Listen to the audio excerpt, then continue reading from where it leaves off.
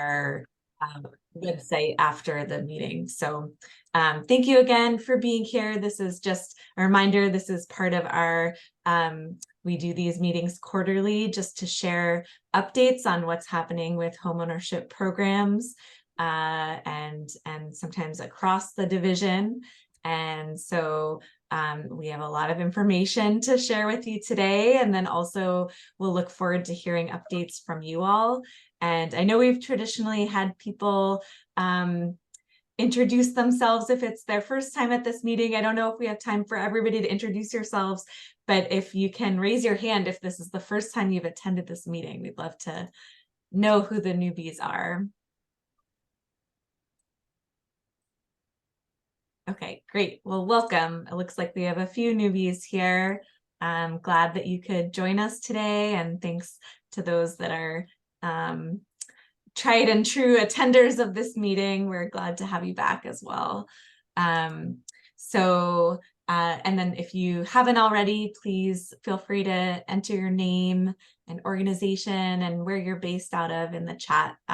It's always exciting to see people from all over the state. Oh, it looks like we even have someone from Washington here. So great.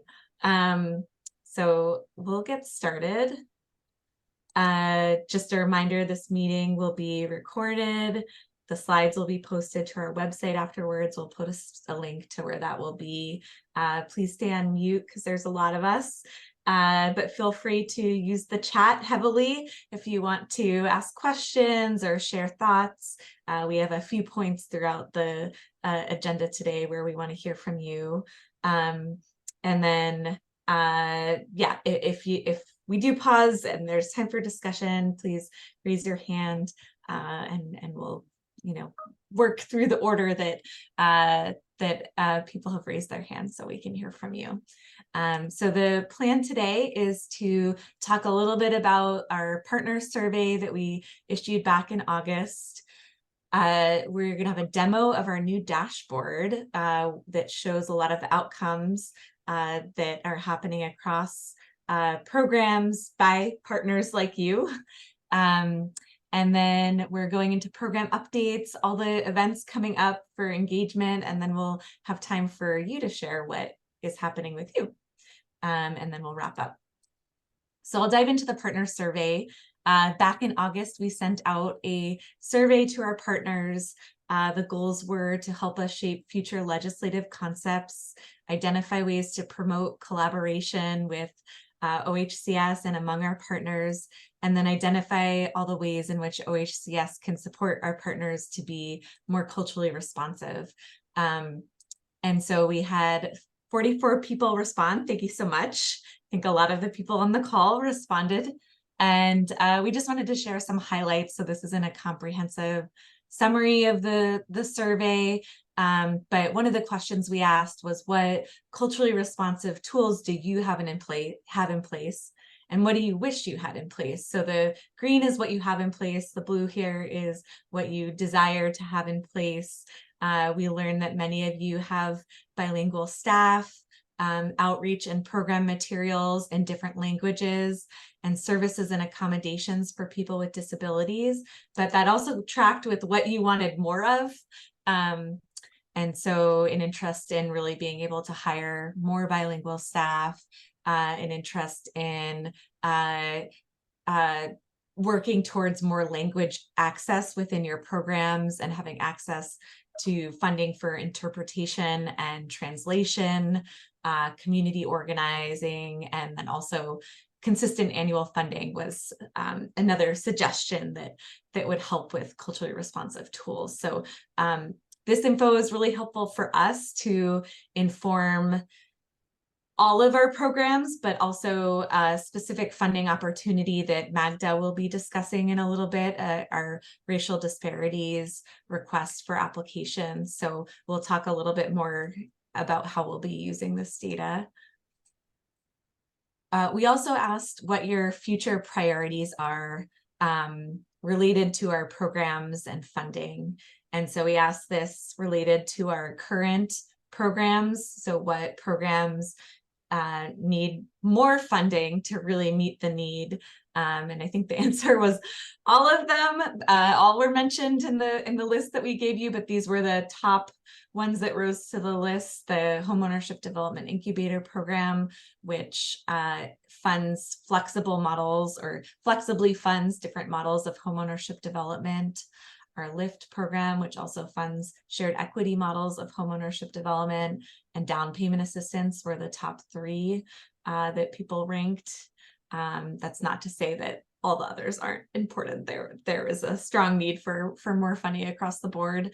And then as for new programs, we had a list of ideas that we had heard during these meetings and during other times, and had you rank some of them, but also gave space to mention other ideas that you had. So the top that came for the ranking were pre-development funding, more mortgage assistance funds for when the HAF program or homeownership assistance fund closes and runs out of funds, and then homeownership development technical assistance and mentorship opportunities for new and emerging developers.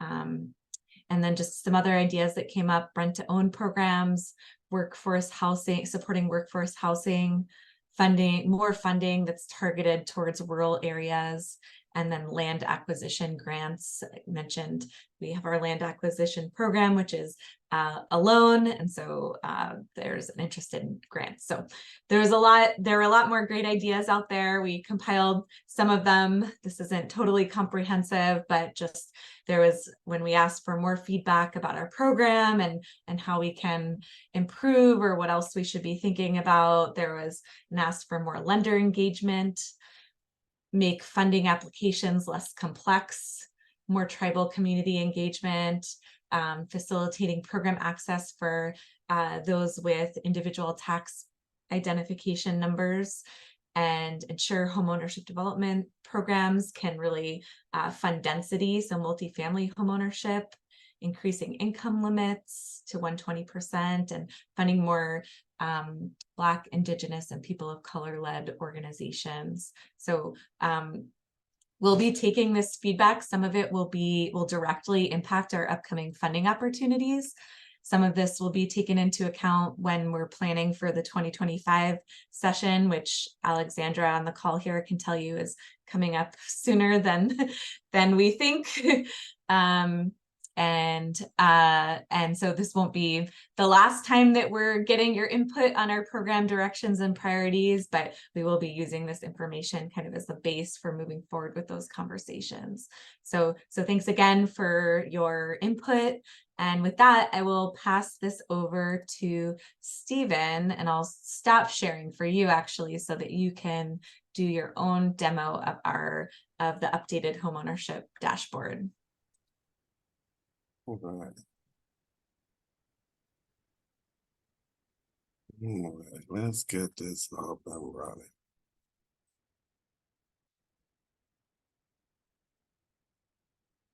This is not. Is it showing for everyone? No. Yeah. Looks good, Stephen. Can you see my screen? Yes. Oh, okay. All right. Good evening all. I'm Stephen Cornwall, the Homeownership Research Analyst. So basically the data guy for all our homeownership programs. And today I'd like to present to you our new homeownership dashboard. And some of the goals that we had in mind was to present data on our newer programs and to just make each individual dashboard a bit more accessible. So right here, we got the landing page. And as soon as you land on the page, you got all the highlights. So you can see highlights for each of our major homeownership programs since July 2017.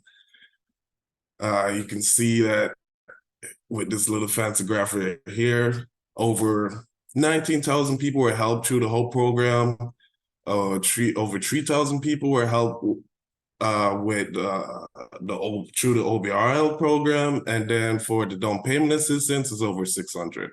And then down here, just a quick brief rundown of the demographics of people that use our different programs. So you can see for OBRL, it was 25% people of color, 58% white non-Hispanic, and the same goes for the homeownership program, 35% people of color. And then for the DPA, it was 49% people of color. And right here, so on the top of the page, there's basically a directory for all of our homeownership programs. And the first one that we're gonna look at is Lyft. So with Lyft, the aim of creating this new dashboard, as I said, is to just make it so that for all of our wonderful partners here, it takes the least amount of effort to get the information that you need. So as soon as you land, boom, you can see that the total Lyft homeownership funding so far, over 7 mil, great. Total units that were made through the program, 713. So you have all these graphs and you also have the maps so you can see where each development is taking place within the state. And if you click on one, so that's the thing. With all of these pages, I made it so it's as interactive as possible. So as soon as you scroll over development, you can see the name of the sponsor, where exactly it's at, how many units, the funding amount, and another neat feature that was added is that you can see an estimated completion rate for each development. So 1%, 20%, and here you can see one that's at 100. And with all of these dashboards, of course, the main tool is the filter. So down here, you can see that you have all the counties, you have the sponsors or the homeownership centers. So let's click on the shoots. And as soon as you click on one, everything updates. So you can see how much funding went out just for Deschutes County, how much units were built. You can see, okay, how far along each development is. So you have one that's 50%, 18%, and the blues are actually 100%. So that's great. You can see the targeted income ranges. So 205 of the units, 80% AMI, 6 that were 60% AMI, and 2 that were 50% of the AMI. And then let's see, let's go to the next one. The next one is Hope. Now, there are a lot of changes here. And the big thing about this new dashboard is that everything is just on one page, all right there. No more clicking through to see what you need. It's just here. And of course, you got the maps and the graphs. And a neat feature, a neat new feature is that just by clicking on a county, let's use Jackson this time, updates the whole dashboard. So now you can see it's split. The dashboard is split into 2 sections. You got information on new clients, and you also got the counseling outcomes and resolution outcomes. So we clicked on Jackson. You can see the race and ethnicity breakdown for all the new clients. And you also have a highlighter. So if you want to know exactly like how many were American Indian, just to have it there front and center, click on that. See that is 1% for Hispanic, 32%. So for all the clients that we have, 30% of those that were helped to homeownership centers in Jackson, 32% of them were Hispanic or Latino. Then down here you have more in-depth information, how many new clients, average income of each of the clients as an aggregate, you know, what counseling services that they access, and if it was group education services, what type of counseling that they got, what if it was pre-purchase or just financial. And then down here in the counseling and resolutions and outcomes, you can see that 88 of the individuals that came in the last, let's see, what's the date at?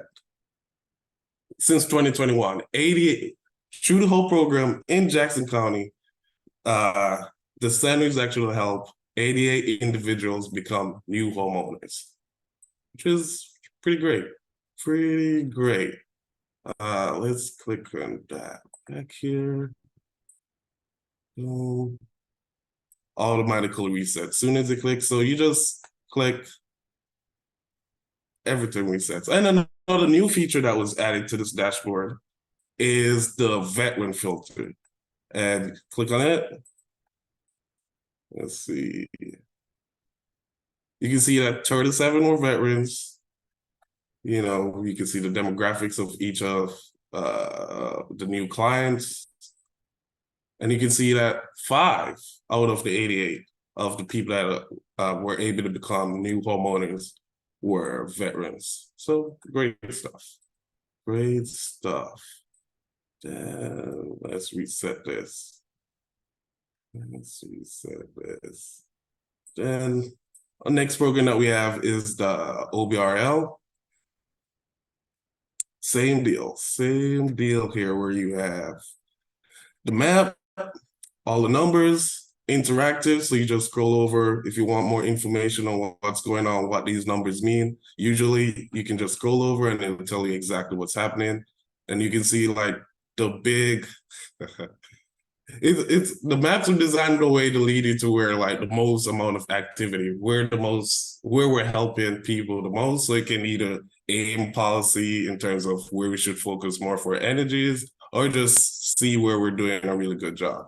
And let's use the shoots again. And same deal, click on it, tell you how much new homeowners through OBRL have took place in Deschutes County.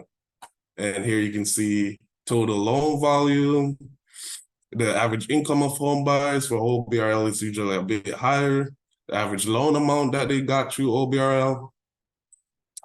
And further down, of course, you got your filters. So if you want a specific date, you can just change it to whatever you want. And of course, everything will update.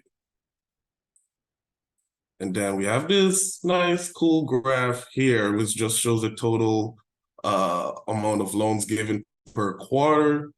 So what's this? 2023 quarter 2, 93. And this is just an aggregate. Useful to see the trends. You can see that 2018 was a particularly good year. Let's see. Then down more, you get a more in-depth breakdown of the demographics. So over 3,000 bars and co-bars through the OBRL program. And if we click, let's say African American, it will update and it will actually tell you how much were bars and how much were co-bars, and if they had co-bars or not. So this number right here will tell you, and it will also tell you the percentage. So tell you the percentage. And then a newer dashboard is the half.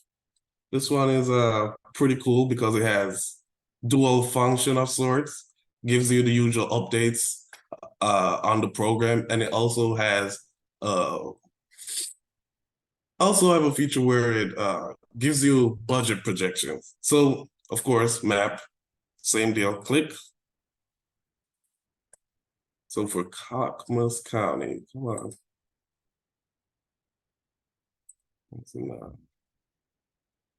It did happen. Okay, there, information updates. So for Clackamas County, over 2 million was dispersed and scheduled. The average amount of assistance given in Clackamas County was 32,000. 89 households were helped. And then down below, we have that section I talked about, the projected budget. So right now, it's only giving information for Clackamas County.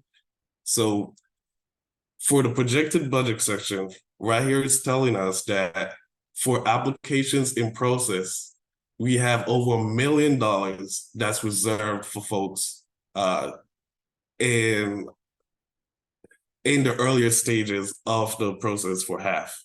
And then at the approved stage of the program, we have over 700,000, and then left over, what's projected is over 2 million. Let's click this off. So sometimes you gotta reset this. Not Chris. Nice. Nice. And of course, you have the usual information, race, ethnicity, air median income, so you can actually see how the program is helping people at different sector, different socioeconomic status, and also got a rundown of all the folks that are all the applicants within the program and which stages do we have the most amount of people. So we have over 300 that's in the registered, 200 in the underwriting, and in disbursement over 1,000 folks. And if this is not too familiar with you, it's not something that's familiar, there's also an explanation of each stage. So just scroll over whichever stage that you're not too sure of, and there's an explanation of what exactly takes place within that stage of the process. So that's the half. And for DPA, there's still some changes that's happening. So here's not the final version of it because the program was in temporary stand down, but for the most part, this is what you'll see when this dashboard gets released. And the most interesting part of this dashboard here, which I like, is the home buyer context, where you can see it's broken down by race and ethnicity. You can see the median home price that when people use the DPA, you can see how much funds they got through DPA. So for American Indian that are Hispanic or Latino, usually it's 25. For not Hispanic or Latino, it's 18,000. Choose not to respond, 30,000. So yeah, pretty cool insights here. Pretty cool insights here. Steven, I think we probably don't have time to go through the rest, but do you want to tell everyone how they can give you feedback if? Yes, please. Please, you can reach out to me at my email, s.cornwall@has.oregon.gov. When you have the time, please check it out. Send me all your questions, all your suggestions, so I can make it better. Really looking forward to it. Thank you for your time. I'll pass it to Talia. Thank you so much, Steven. Thank you for all your work on this, and to all the staff who helped design it as well. And we're gonna now do a launch into our program updates, because we have a lot of them. So first I'm gonna pass it over to Alicia to share some updates about down payment assistance. Hi, everyone. Alicia Howell, program analyst for the homeownership programs. The information that you just saw on the dashboard is our previous DPA program. So if anyone's looking at that going, wow, that was a lot of money in just a few short months, that was the old program. So currently we received reports as of September for the current DPA program that had $22 million awarded to 21 organizations. We have 117 new homeowners with receiving over $4 million in funding. So that's around $36,000 in DPA amounts that were received by these home buyers.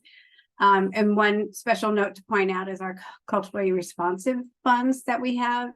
This was the first time we received general funds that was specific to culturally responsive organizations, and not quite $2 million was dispersed, which means that these people that receive these funds, it was a grant to them. So an average of $36,000 purchasers receive these funds to help with the purchase of their new home. And first time in this program, we have first generation homebuyer eligibility. And as of this last report, 56% of those 117 were first generation homebuyers. So we believe this is a huge success for us for our new updates in our program. And 62% of the home buyers identified themselves as a person of color. So congratulations to all of our grantees. This is amazing. It's been really busy. So we really appreciate all your support and help with this. So on another note, with our HOPE funding, just wanted to throw something out just to get some opinions and thoughts from our partners that we work with. As you know, 25% of all of our HOPE funds that goes to the homeowners, to the HOPE program, 25% is for veterans. And previously in 2018, we designated 60% of those funds to go for down payment assistance and 30% to go for the Restore Health and Safety program. And then, of course, then 10% of that 25% goes towards OHCS admin. In our most recent DPA program, we offered $5 million for a 2-year program, and we only awarded $1.8 million. We did increase the eligibilities to offer our HOPE funds to an eligible veteran family, which is for a spouse of a deceased veteran that's eligible for veteran benefits, to increase the capacity of the funds to go out to those in need. And what we're seeing from our DPA reports is we're not getting the down payment money out as quick as we thought we would. And from the reports, we're seeing that a lot of our grantees are struggling a little trying to get that money out for veterans, and either it's the purchase price or the eligibility or their income is not, it's either over or it's not enough to get to for the prices that you see of the homes that they're purchasing. So our questions, and you can throw something in the chat or send me an email. We're just trying to bring this up and see where we're at. Are we seeing more people that veterans that already own a home and they need help with safety and health repairs? Or do you think that we should still keep the large percentage of funds for down payment assistance? And with your thoughts, then please chime in what you think about percentages changing, if we should be changing these percentages from 60-30 to what would you recommend, or what do you think makes sense? Whatever the thoughts are, we can have a further discussion on this at another time separate from this meeting. And then everything does have to get approved by our Housing Stability Council, and we would approach that sometime next year. But we just wanted to get this out there as a question, because we are seeing the down payment funds not going out quite so fast. And we are hearing some frustrations from some of our partner that have been awarded the down payment funds. So please share some information in the chat, or if you're more comfortable, just email me what your thoughts are on this. If you'd like to see us make some changes to the disbursements, either more into the Restore program. And as you know, the Restore program is not open yet. It should be open sometime next year, the RFA, and it's for health and safety related repairs for veteran funding. And then we also have funding specific to the general population. So it's not all just veteran money. So is there anything else, Hallie, you think we need to discuss? No, that was great. Thank you. Yeah. And I think just, do you want to just remind everybody what the process would be? So if we get some feedback and decide to make changes to the program, what would happen after that? So based on the feedback that I get, if I get some emails and things like that, then we'll reach out and set up a potential stakeholder engagement and reach out and have a meeting and have a bigger discussion about this. And then from that discussion, then of course, Oregon Housing within the program department, we would have to have that conversation and see what makes sense and vet it through our peers, and then present it to our Housing Stability Council. And it does take a couple months to go through the process with the council, because we brief them on the information and then we request an approval in another meeting. So this is a two plus month process. So it could take 3 or 4 months, but we're thinking that the timing is good for us potentially to get, if we do make changes, if you think we do need to make changes, that when this next Restore Health and Safety RFA goes out, that potentially we could have additional funding for the veteran funding. So thank you, Alicia. Next, we have Jessica. Great. Good afternoon, everyone. I'm Jessica McKinnon, Senior Homeownership Development Program Analyst, she, her pronouns. We're hard at work here in the homeownership development section, polishing and finalizing everything for the upcoming Notice of Funding Availability, or the NOFA. Last week, Talia presented our framework to Housing Stability Council and received approval to move everything forward as designed. We're on track to receive legal approval and finish everything up on time for an early January launch. And we're looking at probably January 8th. Just a reminder that this will be a rolling NOFA, so you can submit at any time between launch and the September 2nd close, or until all the funds are awarded. However, if you submit your application prior to March 3rd, we are committed to have those awards announced in May. I want to thank everyone who attended the LIFT and Article 11Q engagement webinar on Thursday. We received a lot of engaging and constructive feedback so far. I don't have any updates for you today, but I do want to encourage you to provide any thoughts on that session if you haven't already. The survey we're using to collect feedback closes today. And I also want to remind you to register for the follow-up meeting on December 13th, where we'll take a bit of a deeper dive into that feedback. I'll be posting the links to the recording of last week's meeting, the survey, and the registration link for the 12/13 meeting in the chat. Some additional dates to keep an eye on. The next quarterly homeownership development partner call will take place on January 9th, so the day after the NOFA releases. Excuse me.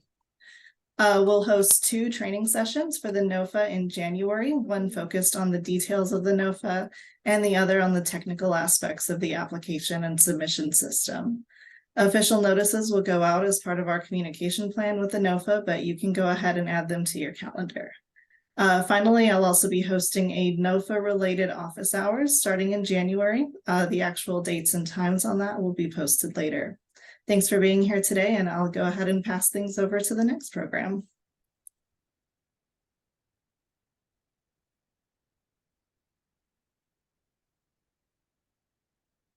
Hello, I believe that's me. My name is Magda Bejarano, for those that I haven't met or we haven't met, and I am supporting the Racial Disparities Program for Homeownership.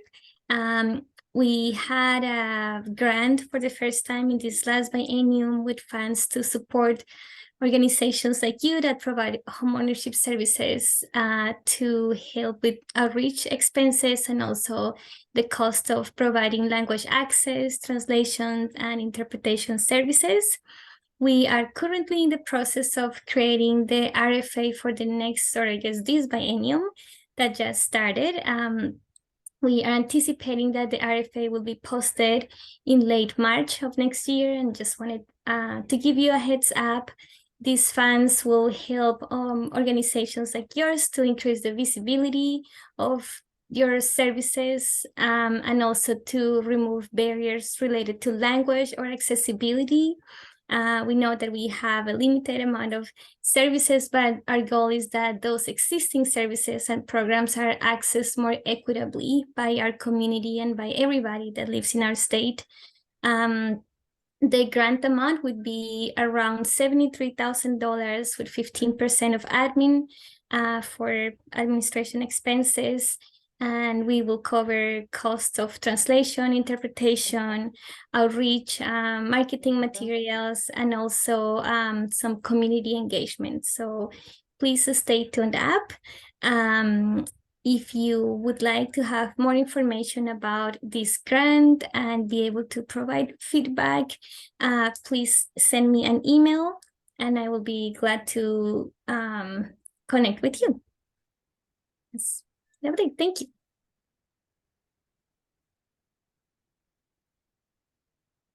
So much, Magda and Jessica. We have our final program update here before we go into all the other events and meetings that are coming up. This one is a little bit of a heftier announcement, and I'll pass it over to Scott to share.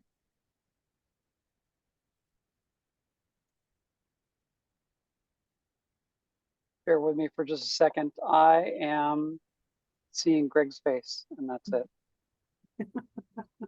And I can just share a little context before. Yeah, and forgive me. I'm trying to get it fixed, so I apologize. There we go. I found it. I apologize, everybody. Don't you like that? Well, I got a good view of Greg, and thank you, everybody. I'm Scott Shaw, Assistant Director of Homeownership Lending, and we are talking about the Fannie Mae single loan waiver. Fannie Mae has granted us a single loan waiver for LIFT home buyers that are purchasing CLT homes. You guys know that we've been working on this for a really, really long time. Using the single loan waiver with LIFT property, CLT home buyers are eligible to do flex lending loans if they meet the criteria. The criteria goes basically like this. Use the appraised value based on the leasehold, not the fee simple value, with the affordability restrictions that remain after foreclosure. So it'll be a leasehold value with the restrictions instead of fee simple. The loan to value is determined using the appraised value, just like you guys are already used to with the CLT loans. And then liens on the land may only be, in fact, this is actually a standard CLT constraint. Liens on the land may only be from a government entity. There is a memorandum that, under the express terms of the indebtedness. But basically what it's saying is that there's a memorandum that the borrower signs that acknowledges that there is affordability restrictions in place. The typical rider that goes with the Fannie Mae CLTs is a Form 2100 rider. There is now a Form 2100 Oregon rider that needs to be included with this, and that summarizes the changes that we've talked about. And it's pretty easy to do. To take advantage of the single loan waiver, the lender includes the Form 2100 rider. They make a note of that in the loan file.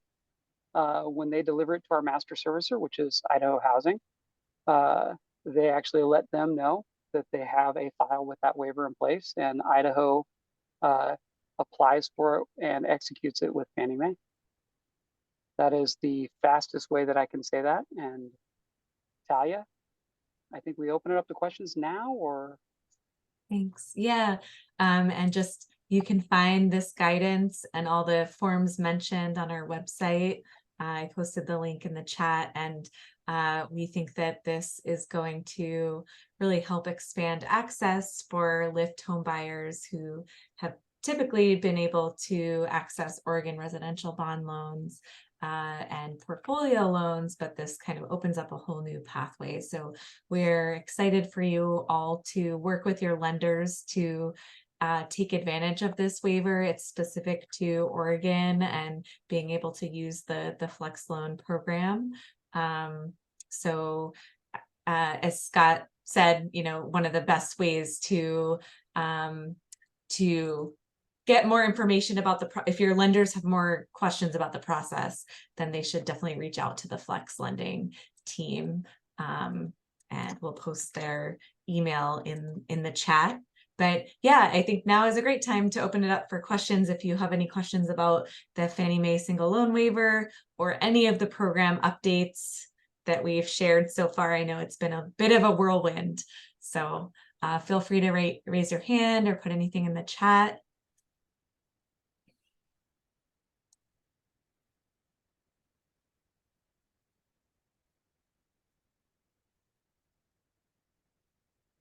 I just responded to Lucinda's question about the liens that are non-governmental. So when I was talking about that the only liens that are allowed are government liens, that's on the land or the dirt. So when we're doing a CLT, we're doing the fancy word is bifurcating, or we're splitting the ownership of the land from the ownership of the leasehold estate, which is essentially the house, because they're leasing the land underneath it. The fee or the dirt is what can only have government liens on it. I hope that was as clear as mud.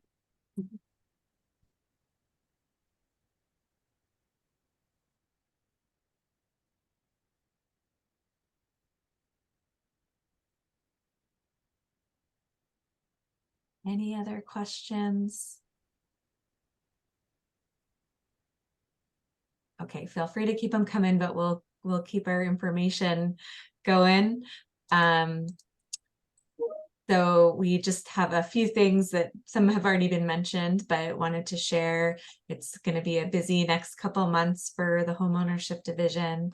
Next week on December 12th, we're really excited to be convening a panel on ITIN lending, so lending products for people with an individual taxpayer identification number. And so we'll be sharing a bit about how our programs interact with ITIN holders, what's allowed, what's not. Scott will be talking more about our lending programs and that relationship, but then we'll also have 4 community members, 3 from credit unions and 1 from Proud Ground, to talk more about the products that they are using to better serve ITIN holders to access and achieve homeownership. So tune in for that. We'll post all the registration links in a second.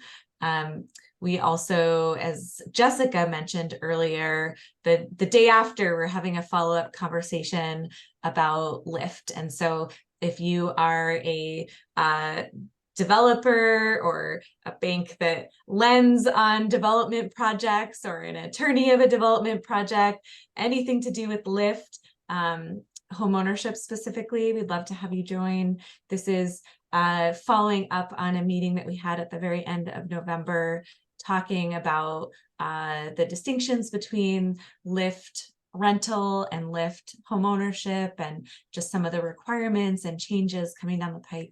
So we're going to have a chance to dive in more during this conversation. And again, I think Jessica posted the link to the questions survey, but if you have any questions that you want to be sure are addressed during that session, we're still collecting those until the end of the day. We'll close the survey at 5. And we've gotten some feedback already during the meeting and through that survey that we're using to create the agenda. And then we host a series of quarterly homeownership development calls, also specific for the development community. Feel free to join us in January if you haven't had enough of us in December.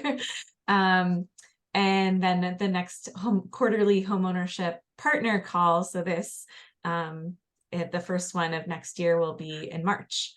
And so we'll post all these links. But now we wanted to make sure that there was time for you all to share updates. So feel free to raise your hand or come off mute. Oh, I see there's a question and that Scott answered, but I'll just say it aloud. Federal DPAs are not allowed with Lyft funds. Can you clarify? So, yeah, Lyft funds can only serve people, or Lyft homes are for people with 80% of incomes that are 80% AMI or area median income or lower. And so the guideline, the income eligibility with the federal programs have to line up with the income eligibility for the Lyft program, but there's no restrictions on where their mortgage or more resources for buying the homes come from. That answers, and I think Scott answered that.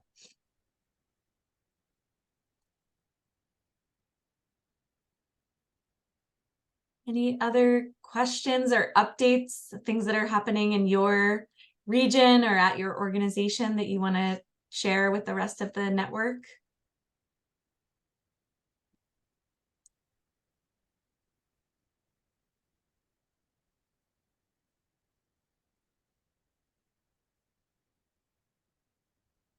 Can't see hands, so feel free to come off mute if you want.